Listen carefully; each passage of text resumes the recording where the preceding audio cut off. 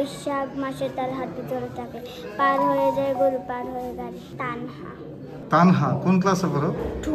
আমরা গণিত ধরাইছেন, আমরা কইছি ওইটা হয়েছে, তারপর এটা আমরা লেখাইছেন, লেখা হয়েছে। আমাদের ইংরেজি শব্দ তো ধরাইছেন, আমরা পারছি। ফুটবল খেলোয়াড় বাংলা বইয়ের, এবং আমরা পেরেছি।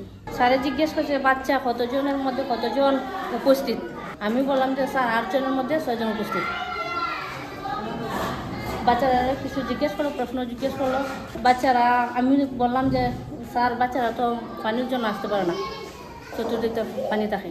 ঠিক আছে, আনার কি সুবিধা, আনন যায় কীভাবে, আনা যায় কীভাবে? আমি বলছি স্যার নৌকা দিলে ভালো হইতো, নৌকা দিলে ভালো হইতো কি স্যার। শিশুরা যে অ্যাসেম্বলির সময় স্যার একটু দিক নির্দেশনা দিয়েছেন শিশুদেরকে প্রাথমিক শিক্ষার গুণগত মান উন্নয়ন সম্পর্কে।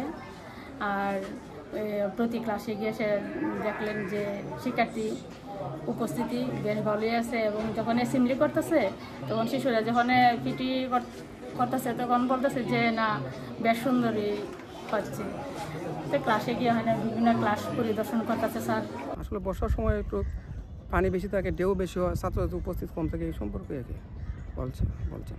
ওই ম্যানেজমেন্ট কমিটি তো আগের কমিটিগুলো আমরা রাখিনি, আমরা তো নতুন ধরনের কমিটি করে দিয়েছি। সেটা তো আমাদের সময় এইভাবে চলবে, পরবর্তী সময়ের ব্যাপারটা তো পরবর্তী সময়ের ব্যাপার। অনেক ক্ষেত্রে দেখা যায় শিক্ষকরা বিভিন্ন রাজনৈতিক দলের রেজবৃত্তির সাথে জড়িয়ে যায় প্রাইমারি স্কুলের এটা এটা এটা অনাকাঙ্ক্ষিত, কারণ তারা তো সরকারি কর্মকর্তা, সুতরাং সেই হিসেবে তারা পারে না তা করতে।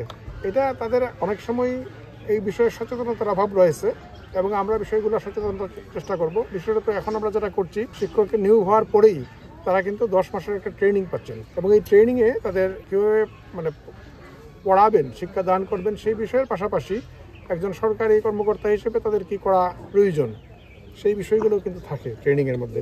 এটা হচ্ছে শিক্ষা মন্ত্রণালয়, আমাদের হচ্ছে প্রাথমিক গণশিক্ষা মন্ত্রণালয়, ক্লাস 5 পর্যন্ত আমরা দেখি। শিক্ষক সংকট দূর করার জন্য এখানে আমাদের শুধু শিক্ষক না, আমাদের কর্মকর্তা আছে, কর্মকর্তা সংকটও খুব বেশি। এই বিষয়গুলো দূর করার চেষ্টা করব, এবং এখানের স্কুলগুলোকে এবার অন্যরকম ডিজাইনে করা যায় কিনা, যে অনেক সময় যে বন্যা হয় তখন যেন এটা আশ্রয় কেন্দ্র হিসেবে ব্যবহৃত হতে পারে, এই বিষয়গুলো, এবং যাতায়াতের জন্য কি করা যেতে পারে, কিংবা স্কুলগুলোর পাশাপাশি স্কুলের সঙ্গে ছোট ডরমিটরির মতো করা যায় কিনা, যে দূরে যাওয়া শিক্ষকরা এখানে থাকতে পারেন স্কুলের পাশে। এই টোটাল বিষয়টাই আমাদের বিবেচনায় আছে। আমরা জানুয়ারিতেই বই দেবো, এটা আমরা বলতে পারি। আর প্রাইমারিতে খুব বেশি পরিবর্তন হবে না।